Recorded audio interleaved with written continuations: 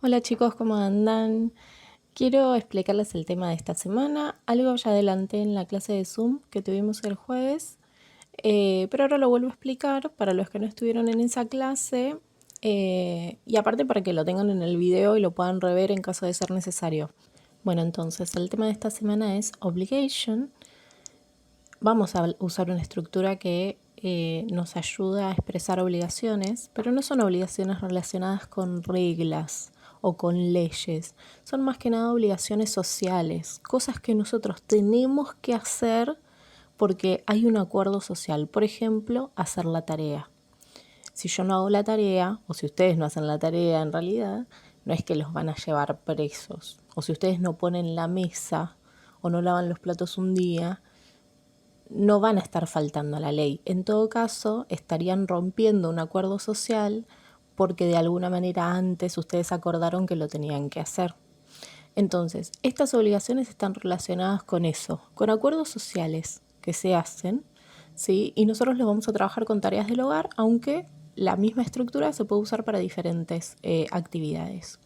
Entonces, obligation. La primera oración de ejemplo es I have to wash the dishes. Have to aparece en color verde porque es la estructura que vamos a usar. Have to expresa lo que esta persona tiene que hacer, ¿sí? La persona de la que se habla es I, o sea, está en primera persona. Yo mismo digo I have to wash the dishes.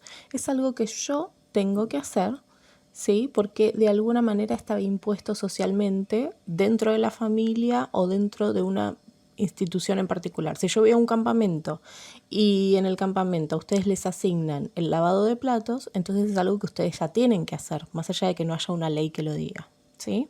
Ok, I have to wash the dishes. Have to es una estructura, no es el verbo tener como ya hemos visto que funciona have. En este caso es una estructura, por lo tanto no la podemos separar y no la podemos modificar, ¿sí? Have to va a estar ahí adelante del verbo. Entonces mi orden va a ser I, la persona, have to, la estructura, y wash the dishes va a ser el verbo. Una de las acciones que vimos que tienen que ver con tareas del hogar. ¿Qué pasa si yo quiero decir que algo no lo tengo que hacer? Quizás porque no me lo asignaron o porque no me ofrecí hacerlo.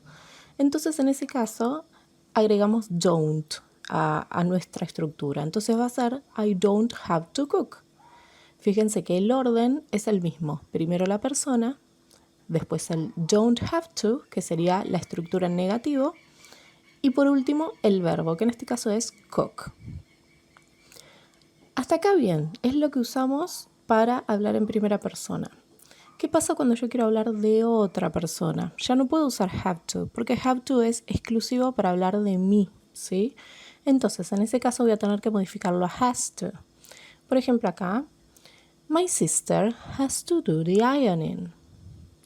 Has to está representado en celeste y es la estructura que usamos para hablar en tercera persona, o sea, para hablar de otro, de lo que otro tiene que hacer, ¿sí? ¿Qué pasa con el negativo? Ya no puedo usar don't porque estoy hablando de otro. Entonces lo voy a reemplazar por doesn't. La estructura para hablar de otra persona va a ser doesn't have to. En este caso lo escribí en rosa y el ejemplo es she doesn't have to set the table. Bien, ¿cómo hacemos preguntas? Las preguntas llevan un orden diferente a las oraciones. Van a empezar todas con auxiliar y en este caso el auxiliar va a ser do o does. Ahí les puse 3 ejemplos. Fíjense que todas empiezan con do o con does, según la persona a la que estemos hablando. La primera oración, do I have to clean the bathroom? Alguien pregunta si tiene que limpiar el baño o no. La estructura es la siguiente. Primero do, que va a funcionar como auxiliar. Recuerden que un auxiliar son estas palabritas que nosotros ubicamos al principio de la oración que no tienen en sí un significado, sino que a nosotros nos arma la pregunta y nos impone en qué tiempo verbal está también. Entonces, do como auxiliar, I como persona, have to, la estructura y después el verbo. En este caso es clean the bathroom. siempre hay que respetar el mismo orden. Si ustedes se fijan, el segundo ejemplo también respeta ese mismo orden. Es un poco diferente, pero lo respeta igual. Does como auxiliar, porque estamos hablando de otra persona. Martina, ¿sí? Justamente en el lugar del sujeto. Have to, la estructura. Y el verbo después de la estructura. En este caso, make her bed. Toda la pregunta sería, ¿Does Martina have to make her bed? Y por último, do como auxiliar, we, la persona, have to, la estructura, y do the homework como verbo, ¿sí? Do we have to do the homework?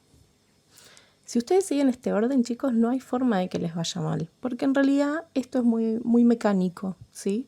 Así que hay que respetar este orden. Por lo pronto vamos a ver entonces oraciones y vamos a ver preguntas. Nada más. Now you have to do your homework. Les dejo la asignación preparada para hoy. Espero que hayan entendido el tema. Pueden consultarme cualquier duda que tengan, no se preocupen. Lo importante es que aprendamos cómo expresar obligaciones, ¿sí? Les mando un beso, cuídense mucho, hasta la semana que viene.